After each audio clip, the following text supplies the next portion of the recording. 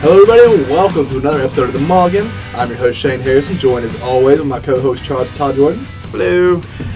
Welcome back. Honestly, it feels like it's been so long since we've been in this booth. We had a little 1 week hiatus from our last episode. Todd was actually up at PAX in Boston.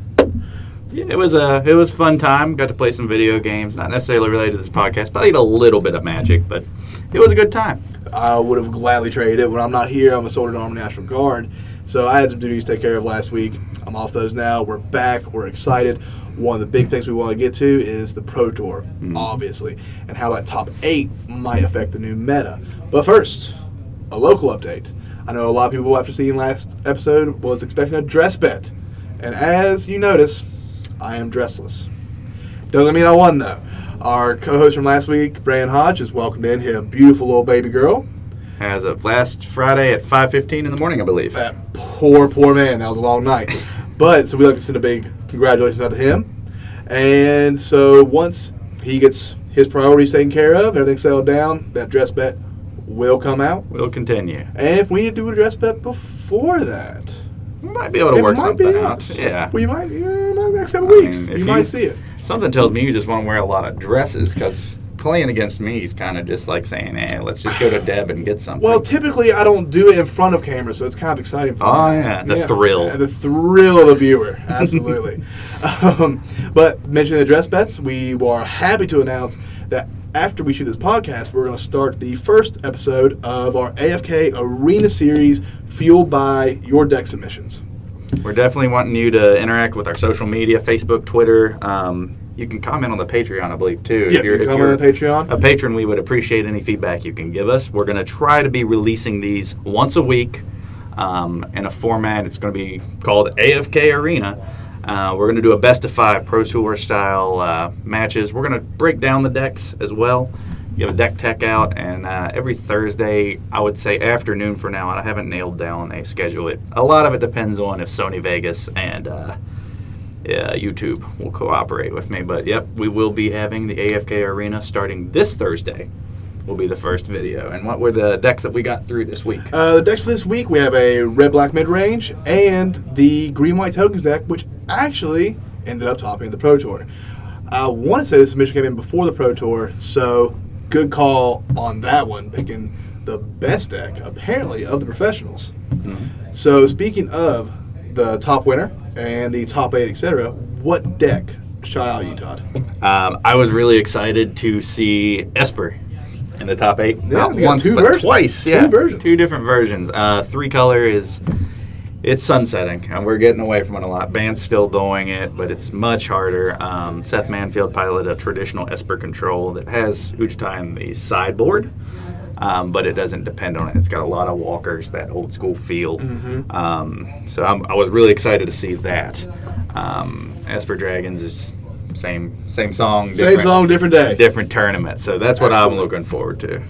Good deal. The deck I loved the most was honestly LSV's Green-Red Aristocrats. I love seeing that deck in its semifinal matchup because it seemed like that deck had a lot more resilience than you thought it would at the top. There were so many moments in that match. I was like, okay, well, Band's got it. LSV came back. Almost got there. Almost. But that's LSV, and that's why he played on the Pro Tour. Mm-hmm. And I'm not. I'm at a store in Cross Lanes where I went 1-3 with Seth Manfield's Esper at Friday Night Magic last night. Wee. But speaking of that, I would love to stress anyone watching right now, especially if you're new to Magic Online, just because you take a deck to your local F&M and it doesn't do well, don't think it won't do well at a tournament the next stage up. Because if you build a deck for the meta, then you go up against a whole bunch of homebrew. Well, it won't do as well against the homebrew. Which happens at a lot of FNMs. FNMs are not designed. Wizards doesn't have the competitive player in mind for FNMs. FNMs are where you get whatever you brewed on your kitchen table, bring it out and see how it does. Maybe you get to win some packs. Maybe you get to win some other things. It's just a little for store fun. credit, something. Yeah. A little bit. But speaking of that, let's go tier up and go to talk about the meta for the next GPs and Opens coming up in your area. I want to say the next one's coming up in Milwaukee. But how will the Pro Tour Top 8 affect the meta you will see there? I think a lot of people are going to try to force the top 8. I would not be surprised if we saw, I want to say 30 to 40% of the decks that try to, when they do the meta breakdown, will be off of this list. I wouldn't doubt that at all. A lot of people, when they go to build their decks, a lot of us, we say the word net deck. Some people cringe. Some people go, yeah, that's how you play Magic. But just because you see a deck and it's made a top 8, say like that Season's Past deck, brilliant deck. But that puts a lot of stress on the pilot. Right. That's where you can tell the difference. The cream rises to the top. Yes. With those kind Cream of of decks. the crop. So I honestly don't believe we'll see too awful much of a shift. I think a lot of people that you'll see it might be the only open or only GP in their area for a long time, so they want to try to get as high up as they can. Right. So what's the easiest deck to do with that? A Humans variant, Yep. mono white, white blue, white green, whatever you want to go, or of course Band, which still saw, even though only one copy made top 8, ended up getting second place, still good representation. But to put it in perspective, 20% of the Pro Tour field was Band.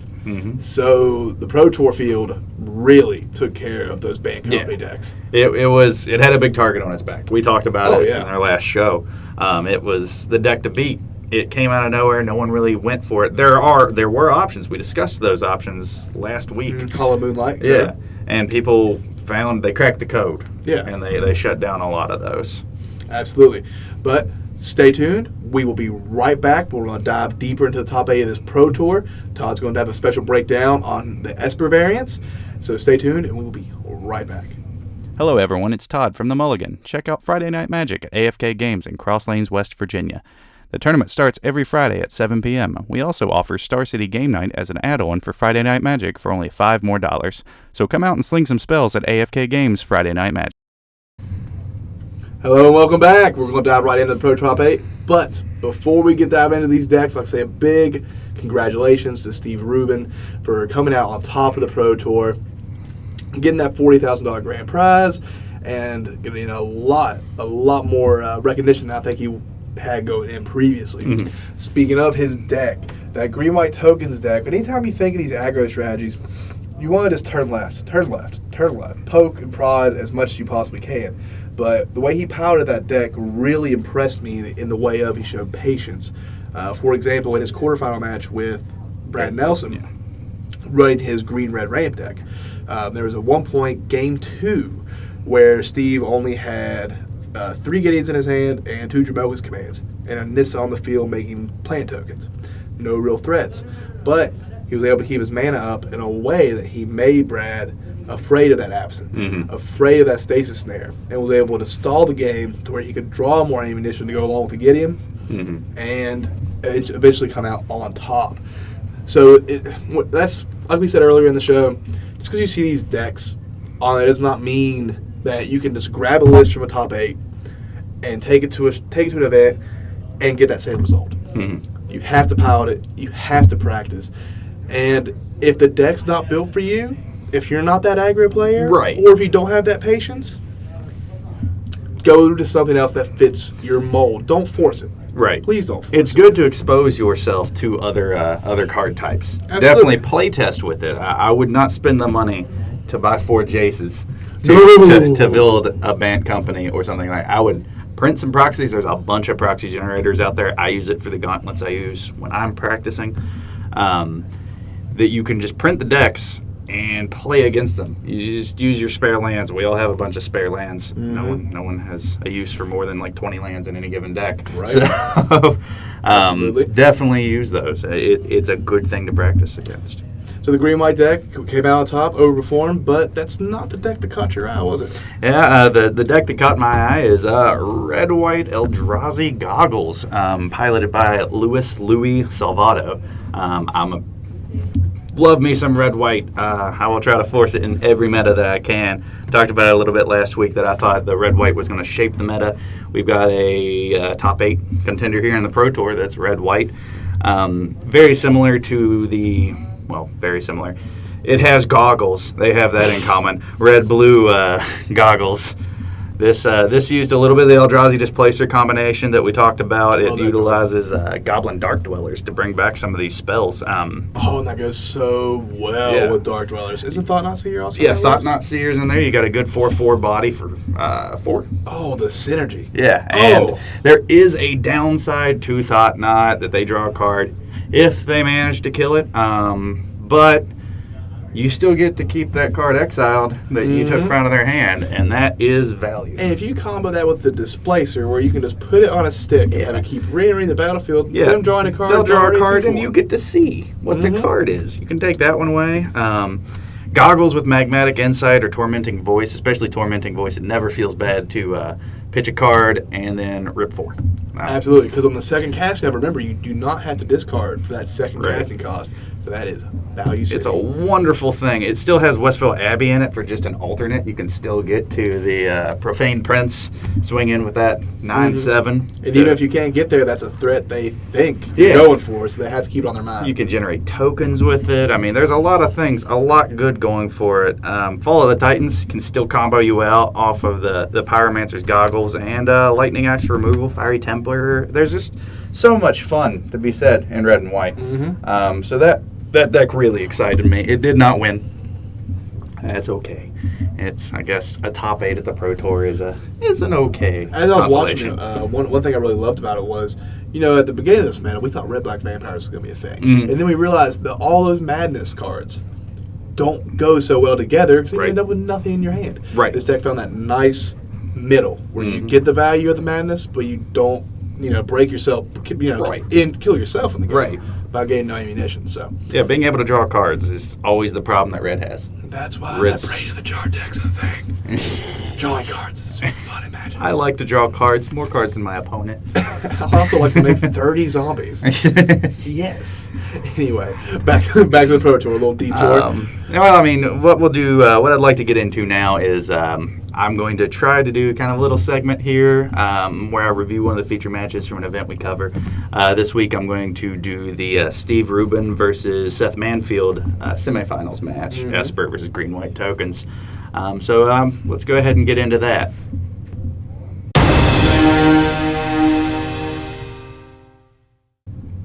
All right, the one thing I'm kind of going to go through this format as we'll take a look at each game. If there was anything interesting, any questions arise during that game, I just want to talk about it. The game 1 played out kind of the way that Esper wants it to.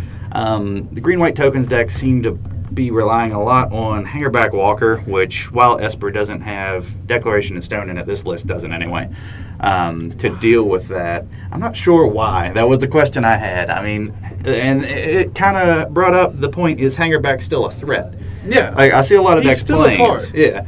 And I don't see him taking over games like he did. Like, there was a time I saw a Hangerback and I would sigh audibly. Right, obviously. I mean, same here. But especially in a tokens build, I mean, if you saw that Hangerback, beef up. Well, he might just be able to feed the princess off that. Yeah, exactly. And that's the other thing. You can sack everyone down and cool, I get a 9/7 and I get 6 or 7 Thopters. That's really not bad. And then untap and here comes the prince. Yeah, exactly. So I mean, it's one of those things that Hangerback, it has options, but it's not the card it once was. Similar to how I feel about Jace. I think it's kind of on the decline. He might have been the main reason while doing testing or research for Shadows of Innistrad, Declaration Stone became the card it is. True. Because it is the perfect answer for a card like him. One of the cute things in game 1 I saw was when he was dealing with the going wide strategy of the Green-White Tokens deck. Seth actually employed neg 2 on Narset to put rebound onto a Dark Petition. So he Dark Petitioned, and everyone thought he was going to go for a removal spell because the Spell Mastery was online. Everyone thought Ruinous Path to get rid of the Gideon, and then he would pull something else. The obvious choice. Right. Instead, he went for a Silumgar's Command, the 1-of that's in the deck, and he used that to remove a creature and to get rid of the Planeswalker, because one of the modes is that. So speaking of a card you don't think about much, Slumguard's Command, I don't even think it really made a difference when it came out. No. Chris, I was playing Chris too last costly, night. didn't do enough. Yeah, 5 mana, counter spell. I used it against Chris when he was playing Seasons Past last night. He had to read it. He forgot the card existed in Standard. So it's a sleeper card. I don't see it ever being a 4-of. I don't see it being a 2-of. It is a 1-of in that deck. But he was able to get that and then destroy the Gideon, take out a creature, and then during his upkeep, I believe he went and got because it happens during your upkeep on the rebound, so it has to be an instant cast. He was ultimate price.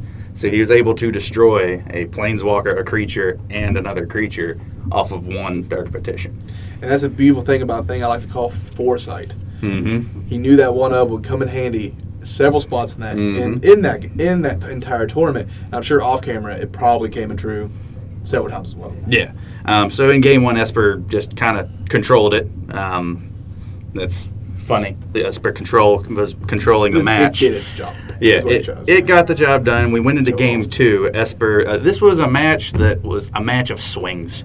Game two, Esper had to mull to 6. It was just no answers for the hangerbacks. I questioned in game one, is hangerback still a threat? Hangerbacks came out in 2s.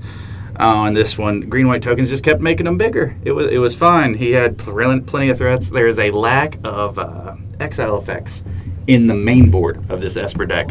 You can't board until after game 2 in the Pro Which Tour. is crucial when you're playing the 5. So no Anguish Unmaking. There was not a lot of ways to get rid of them in the main board, and it pretty much boiled down to Gideon, Secure the Waste, and Hangerback Walkers. Just the token nightmare. Right. He played Gideon, made things bigger. Secure the Waste, made those bigger. Had a 5/5, had 2 Hangerback Walkers. You can't beat that as a control player. No, too much. Even if you get a sweeper, you're still facing down a crap load of tokens that are going to still hurt you. Game 3, the other card that I talk about, Jace, hit the board very briefly, immediately removed. I think that's the case with everyone when no one wants Jace to take over a game. Game 3 was after the sideboard game. Seth Manfield actually ended up doing a ton of damage to himself with Anguish Unmaking. 6 damage to himself, and of course at 2 turns from Anguish Unmakings because it's the only removal he had that exiled. A lot of mid-game awkwardness. I experienced this last night when I played this deck at Friday Night Magic.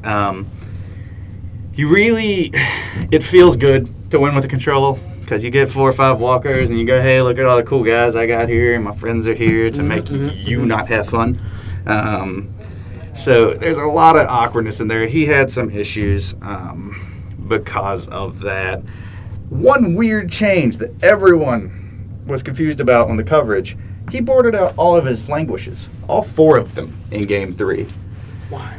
All 4. You're against a tokens deck, and you board out your sweeper. No idea what he was thinking. I mean, I'm not Seth Manfield. I'm not top 4 in the Pro Tour, but that seems silly. That being said, a lot of creatures came out, and the old Prince. He wished he had a languish. Yeah, the old Profane Prince came out to finish off that game. So that was game 3. Game 4 went back the other direction. Green-white. He had 2 spells and 5 lands. I said, yeah, that's a good idea. No, it's a terrible idea. Prolonged game with against control decks is not where you want to be in life. He still managed some good top decks. Kalitas came down for Esper, and everyone likes to see a Kalitas. I'm a big fan. Kalitas. Whatever. Problem is, he top decked a Stasis Snare, and he said, cool, Kalitas done. The problem is, on the next turn, he had another Kalitas. They just played that thing and then started killing creatures and getting zombies. So that one was pretty much just a full railroad from Kalitas. It was the Kalitas Roadshow, and Green-White had nothing to do No about answers. it. Game 5, excitement was high, 2-2, 5-game series. Winner takes all. Winner takes all to the finals. Going to go and play, I forget who it was. The Bank Company deck blocked by... No, it was Andrea. That was for the finals. Yes. Yeah. That's right. And the green-white did win, so that's why. Opening hand for Esper was terrible. Why he kept it, again, I'm not Seth Manfield, not in that brain. We got to think, by the time you get to game 5... You've had 14 rounds or 16 rounds of limited / standard, and your top 8 games at 5 games each. I can't understand that kind of fatigue. Round 8, I can't think in most opens. Absolutely. So we're rushing now to get a cigarette after we finish every game when we go to these GPs. So you need that relaxation. You need to get away or you will burn out. But the game 5 sadly was anticlimactic. There was just too many tokens, went too wide. There was a languish in there that kind of was a desperation languish to get rid of some of the Thopters, but it just ended up at one point the green-white deck was able to swing 12 in one turn. Oh, So took him down to 1, had 3 Thopters. There was nothing, unless he pulled another Languish and then a Miracle, because there was still a Gideon in play, it was over. So it wasn't bad. Personal experience with Esper was terrible. It never did what I wanted it to do when I needed it. I drew 6 lands in a row at times. I soared into so many lands that I rarely got any value out of that. It seems too dependent up on variance, because it doesn't run a lot of card draw. It runs Anticipate, and that is about it. You depend on your walkers to get card advantage. And if you're not getting your walkers, then you're not getting card advantage. so maybe Read the Bones might go well. No, Read the Bones would be good in it. Not sure why it wasn't in there. And mulliganing is difficult because it's 3 color. You need to get that land base set up. So it's just, I don't like the deck personally, and I'm an Esper fan. Congrats to Seth for getting top 4 with it, though. I'm a big 2-color fan now. I'm ready for 3-color to be done, but that's just me. Well, the meta seems to be slightly getting there. It's trimming its way back down. Yeah, we're not necessarily super aggro. There's a lot of fun mechanics right now in Standard. There's a lot of interaction that's not direct interaction. We're not seeing counter spells, but we're seeing Bank Company. We're seeing Reflector Mage bouncing creatures. We're seeing people casting Hanger Back for 0 to flip an Avacyn, which is just awesome to me. Absolutely. But it's a real good time to be in Standard, to be back in Magic. I'm glad it's freshened up like it has. Right now, we'd like to go ahead and take a brief break to hear from our sponsor, AFK Games. Absolutely. When we will check back with you all shortly, we'll kind of close out the show, talk about some things coming up, the community a little bit. Absolutely. And stick with us. We'll be right back.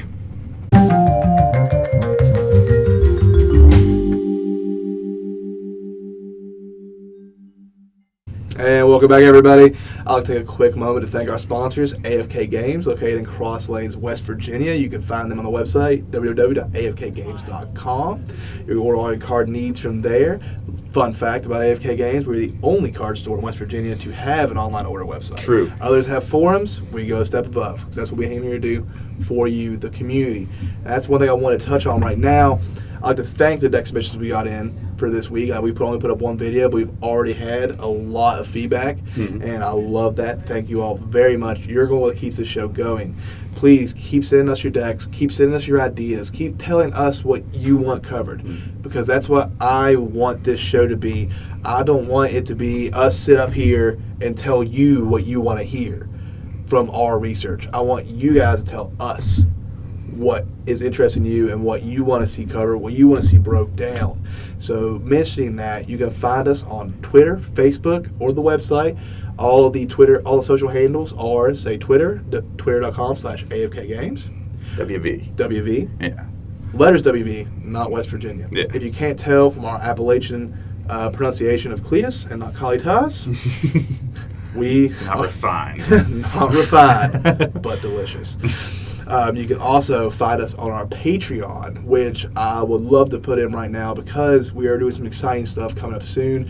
We're going to start doing our monthly giveaways, including some awesome AFK swag, play mats, dice, etc. We'll be putting in, I think, some raffles for special cards, special discounts through the store, and exclusive offers given only to our Patreons. And we don't want to ask for a lot in return. Legitimately, you can get all of that value for simply $1 a video, which will break down to essentially $4 a month. We can all think of something that we spend $4 a month on that, well, is garbage. We're also, we're the $1 a video can be scary as we start to add segments, but like our AFK Arena is going to be a free video. We are not here to necessarily generate a bunch of income. We love the game. We want to help a community build. We want to be a positive influence in the community. Absolutely. So we feel like we can do that, and we're going to have free content. If you can donate to the Patreon, we always appreciate that, and we want to thank our patrons that we have so far. We will show you the love that you show us. We will give it back because, like Todd said, we want to grow this community. We want to put a lot of positive influence into this community, and we just want to be here for you. That's honestly the goal of this whole show. That's what started this whole idea. So honestly, with that, coming up next week, we'll be covering various events going on the East Coast, mainly because we don't have another GP or another big Open series coming up next week, but we are going to pull together There is a modern going on right now that we will probably bring some coverage on. Not a lot, but we'll at least talk about some of the lists that are out there. Because modern, I like modern. I'm probably going to compete in Charlotte GP. So I mean, now that's going to be the exciting week. We're both going traveling up to the Charlotte GP. Todd is going to be playing with his Affinity. I will be rocking the standard side games the entire time. So we will be doing a cast from that in 3 weeks. 3 correct? weeks, I believe. Yeah, absolutely. But if you find yourself, the next actual big open is in Indianapolis for modern. Now, if you find that you can't make yourself get out there, but you're close to the East Coast, we at AFK Games here are having a Grand Prix trial for the standard open in Pittsburgh. So, if on May 14th, if you're in the area, can't make it to Indianapolis, but you can make it down here to Cross Lanes, we'd love to have you, love to see you, love always meeting new faces. Yeah. And same thing goes in Charlotte. If you see us there, please approach us. Mm-hmm. You'll know. We'll be wearing some type of garb that identifies us. Or if you just look on the standings at number 1, that's probably where you can find me. Probably not. A man can dream. A man can dream. You know what? That is the dream. The dream is we play each other in the finals. You know, doubt it. We'll probably get paid round 1 because we have that kind of love. That's how it works. That's how it Team works. AFK. Yes. Hash Brown Team AFK. Used to be known as Team 03 Drop. Team 03 Drop. In its infancy. And we get at least 1 win before we drop. Absolutely. But thank you again, guys. It's been a pleasure being here. Pleasure being here with you, the fans. Come and see us again next week. Same time, same place for the podcast, and come see us in a couple days for the first episode of the AFK Arena. And for my co-host Todd Jordan and myself, good night all.